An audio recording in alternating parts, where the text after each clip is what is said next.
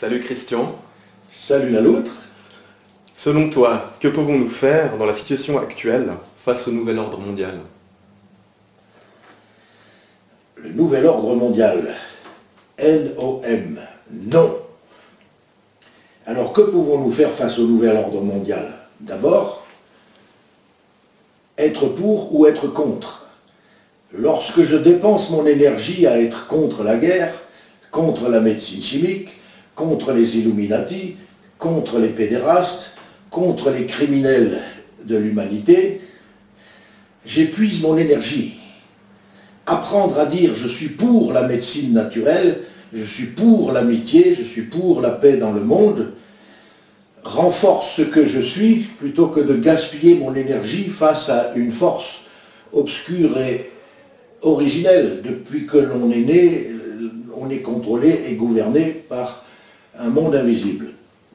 Donc que ce soit la guerre, la maladie, le mensonge, la prostitution, le trafic des enfants, la prostitution, les organes, seuls nous ne pouvons rien faire. Tout commence en soi, dans la cohérence et dans l'unité. Nous sommes un microcosme à l'échelle du macrocosme. Donc favoriser l'être pour pouvoir renforcer l'humanité. Pour améliorer les choses, pour la vérité et la paix dans le monde, pour diminuer la folie et la souffrance, nourrir la sagesse et un peu de bonheur dans le monde, d'abord je dois aller avec l'humanité, plutôt que d'aller contre le système. Je dois renforcer le lien entre soi-même et les autres.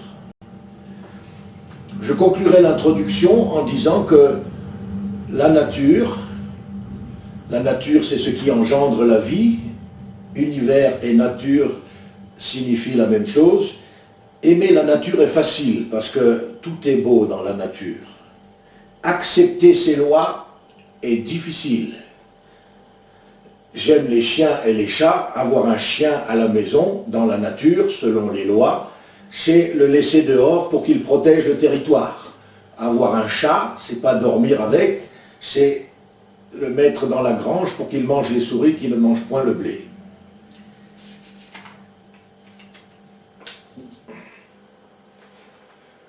Parle-nous du verbe. C'est le titre de la vidéo, le verbe est créateur. Au début était le verbe, et le verbe était avec Dieu, et le verbe était Dieu.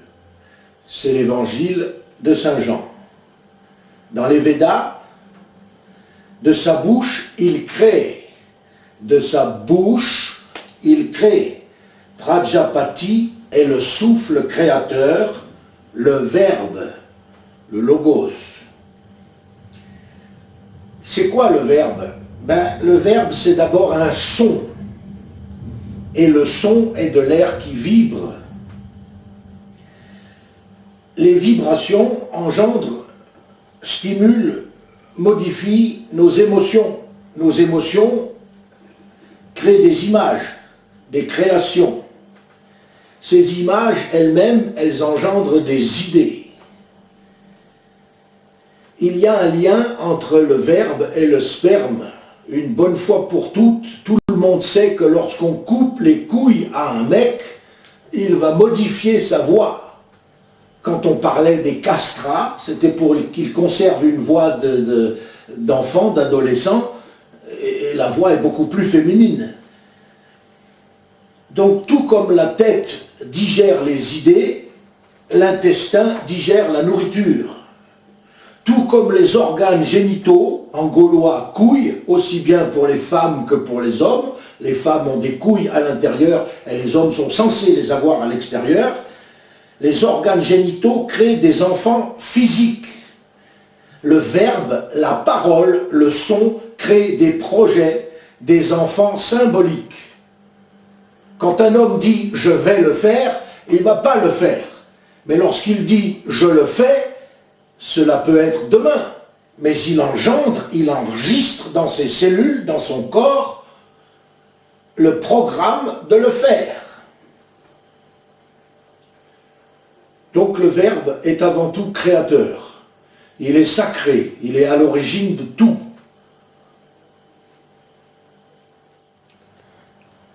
Parle-nous du sens du Verbe. Le sens du Verbe, le sens de la création. Étymologie.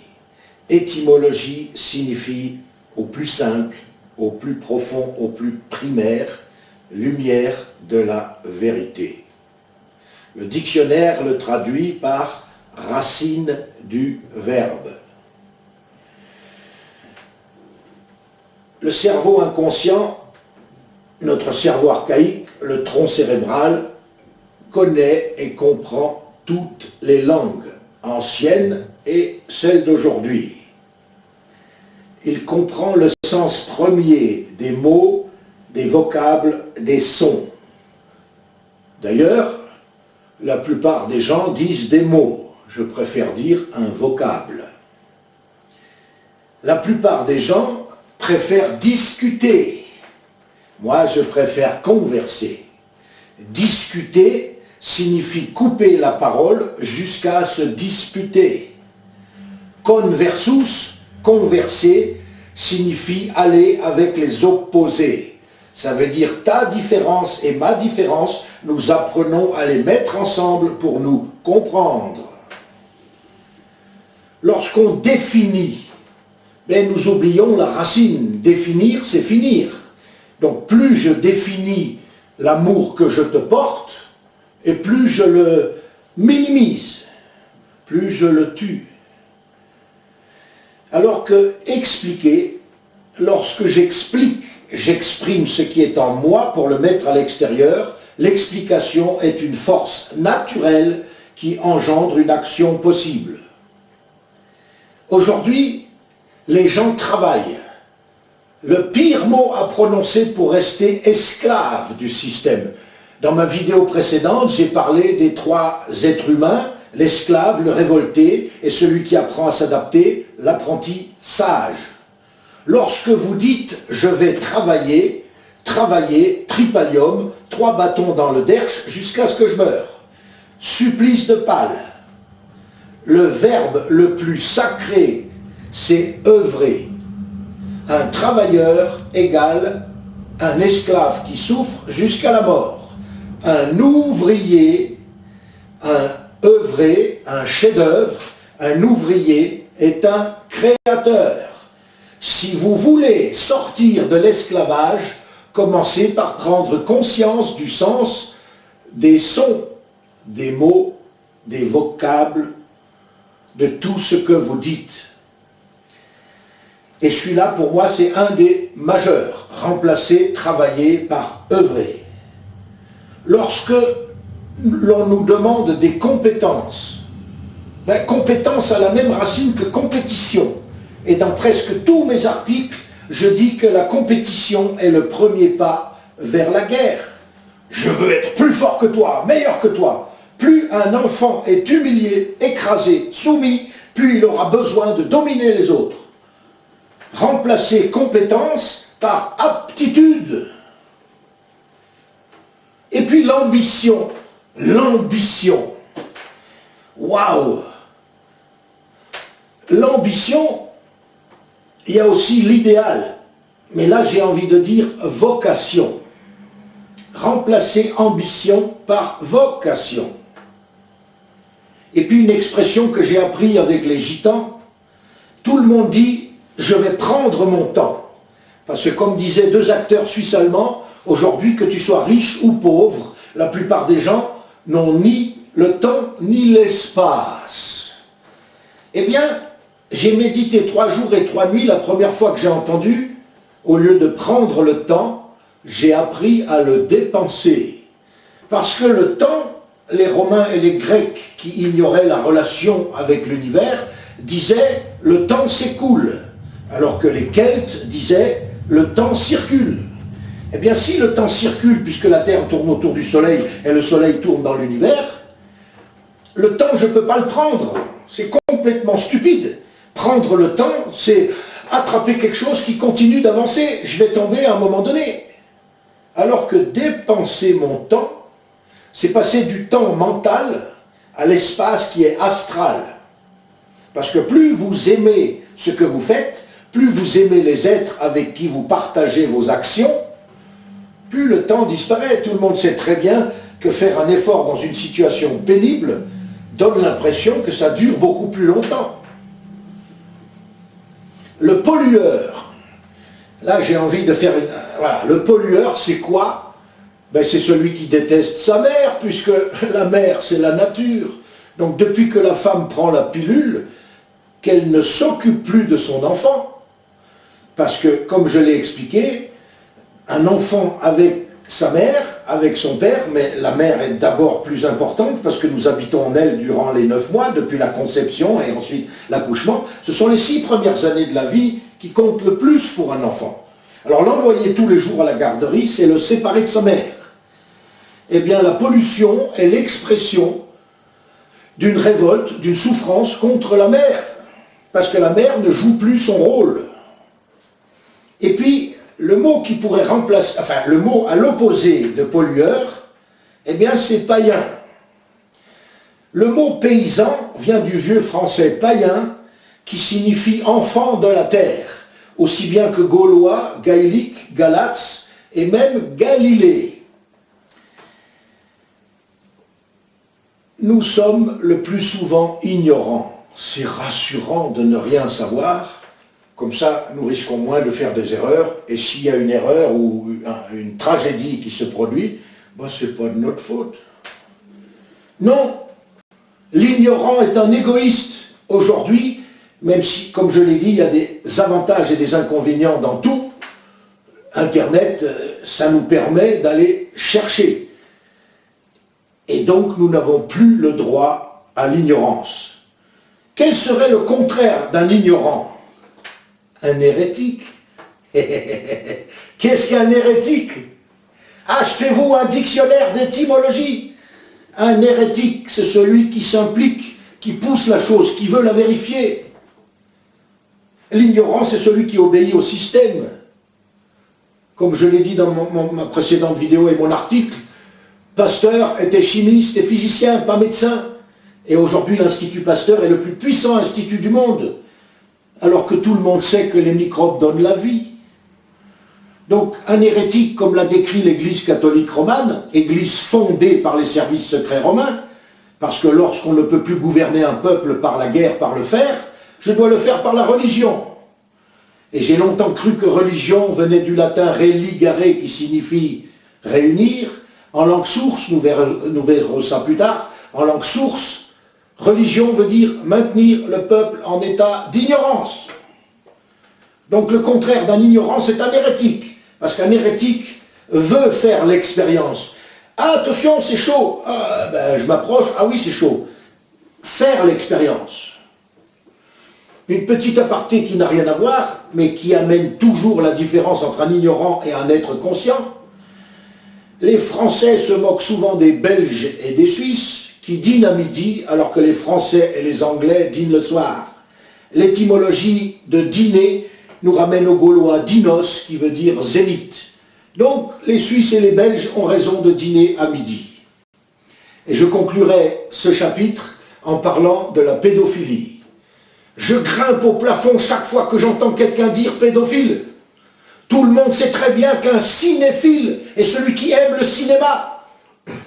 Et qu'un pédophile, selon l'étymologie, c'est-à-dire la racine du verbe, l'étymologie, lumière de la vérité. Un pédophile est quelqu'un qui aime les enfants.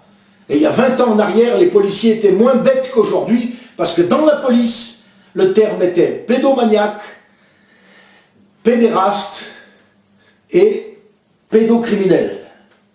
Mais jamais pédophile. Et plus nous allons prononcer ce mot, plus nous allons nous séparer de nos enfants. Et plus il y aura de procès, de trahison, et nous le savons aujourd'hui. Le trafic des enfants dans le monde entier, qui servent à la fois pour le sexe et pour le trafic des organes. Alors commençons d'abord par modifier notre façon de nous exprimer. Parle-nous des expressions et de leurs conséquences. Les conséquences.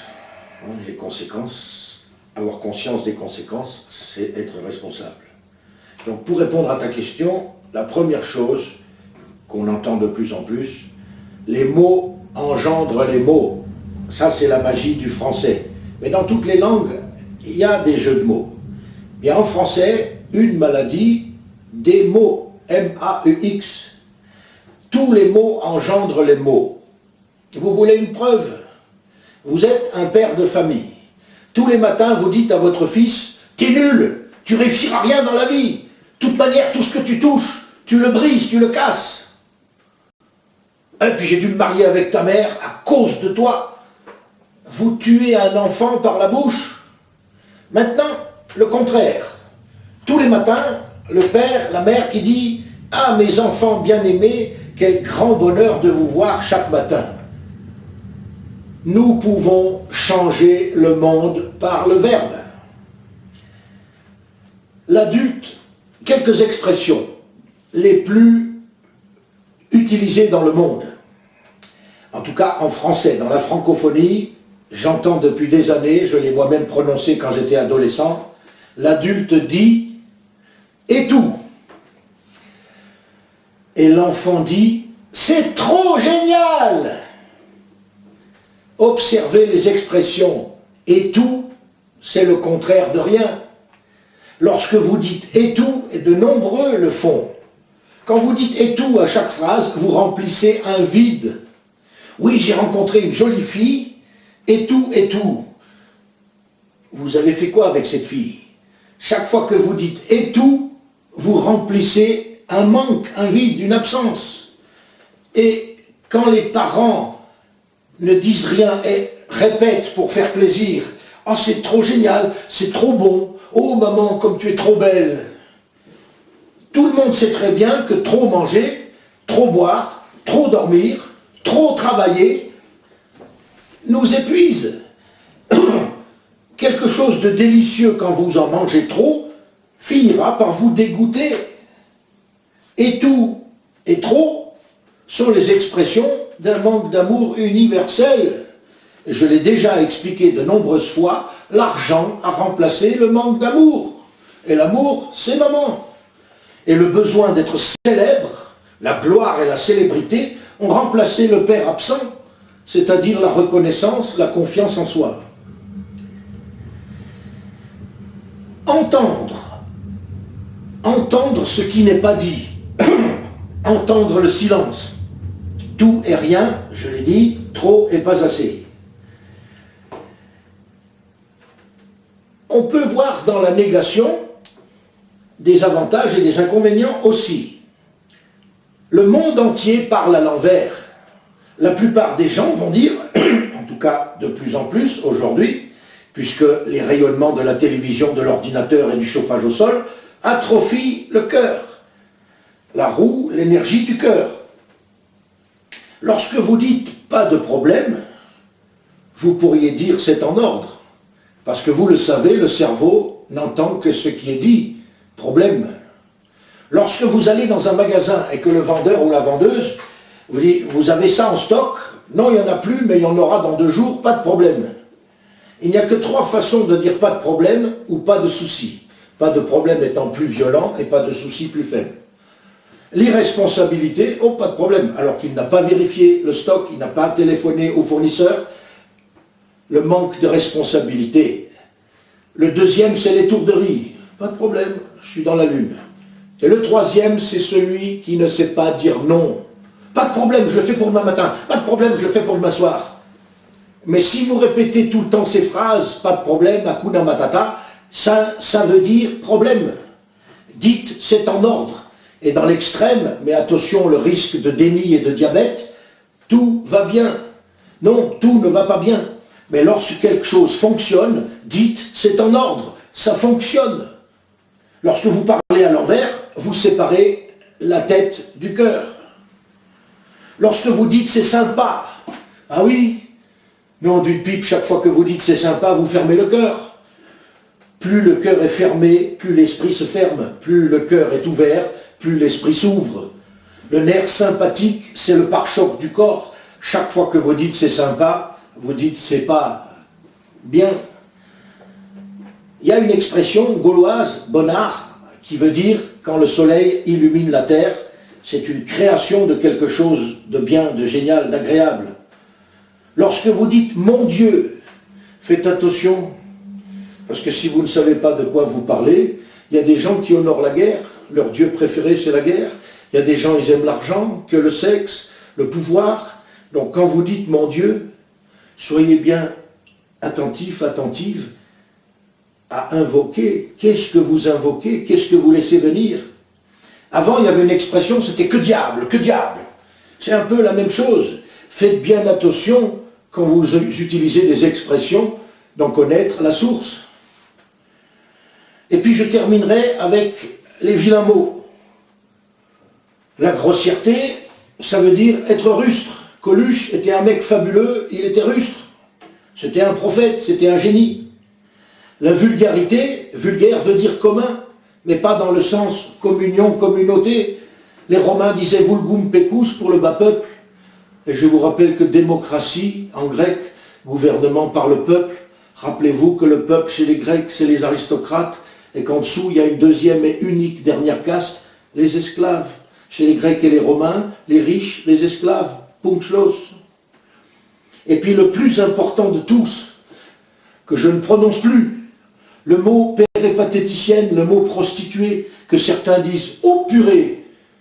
Et quelqu'un à qui je pense, il dit « purin !» parce qu'il est proche de la terre.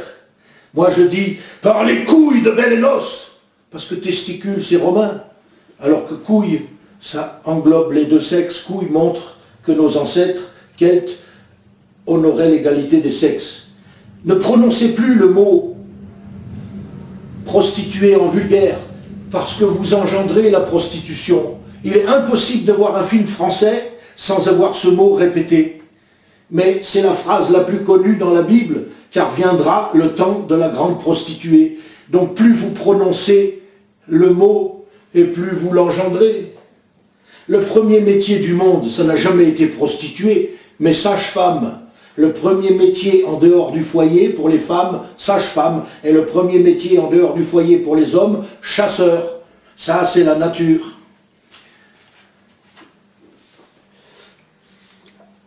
Après toutes ces théories, qu'est-ce que tu nous proposes? Ah, de passer de la théorie à la pratique. Alors pour cela, je parlerai encore d'une expression. Quand nous disons « il faut le faire », l'orthographe n'a aucune importance parce que l'oreille a été fabriquée avant l'œil. Ce qui est dit est plus puissant que ce qui est écrit, parce que l'écrit tue et que le verbe crée. Donc ne dites plus « il faut le faire », mais plutôt « il est vrai de le faire ». Ce que nous devons faire, c'est tendre vers l'adulte. L'adulte signifie sortir du doute, adulter, sortir du doute. Et quand les gens disent que le doute est nécessaire, ben nous sommes toujours là pour apprendre à grandir. Mais qu'est-ce qu'un enfant attend de ses parents? D'être adulte et responsable. Remplacer coupable. Parce que grâce aux religions qui nous maintiennent en état d'infantilisme, les gens se sentent soit coupables, soit, comme je le dis pour les gens qui souffrent, pour moi il n'y a que deux sortes d'êtres qui souffrent. L'égoïste qui dit « il n'y a que moi qui souffre, c'est tous des connards » et ces gens-là vont continuer à faire du mal. Je te fais du mal, tu te défends et après je porte plainte contre toi. Ça c'est le premier pas vers la schizophrénie, c'est même voilà, les symptômes. Donc remplacer coupable par « je suis responsable ». Nous sommes tous et toutes responsables de ce qui se passe dans le monde. Le peuple, c'est l'enfant. Le gouvernement, c'est le parent. Le libre arbitre, ça me fait bien marrer les gens qui disent qu'on a un libre arbitre. Alors, qui suis-je? Que sommes-nous? Ben, d'abord, nous sommes nos parents. Je suis 50% ma mère, 50% mon père. Je suis 25% mes 4 grands-parents. Donc, avant d'être orgueilleux, je dois d'abord penser, être à l'écoute, être curieux et me dire tout ce que je pense, tout ce que je fais, tout ce que je ressens, c'est d'abord inscrit en moi dans mon arbre généalogique. L'inconscient et le conscient, c'est pas 10%. L'inconscient, c'est à peu près 99%, et le conscient, c'est 1%. Qu'est-ce que le cœur? Le cœur, c'est la porte de l'inconscient. C'est ce que vous ressentez. Le cœur, c'est le moteur. Le cerveau contrôle, mais le moteur vous fait passer de 2 chevaux à Formule 1. L'inconscient, ce sont les lois de la vie. Loi de la vie se dit biologie, mais rien à voir avec l'université qui nous apprend à étudier des cellules mortes, la nécrologie. Donc l'inconscient nous mène aux lois de la source, aux lois divines. Et nous devons passer par la connaissance, parce que la connaissance mène à la conscience, et la conscience mène à la confiance.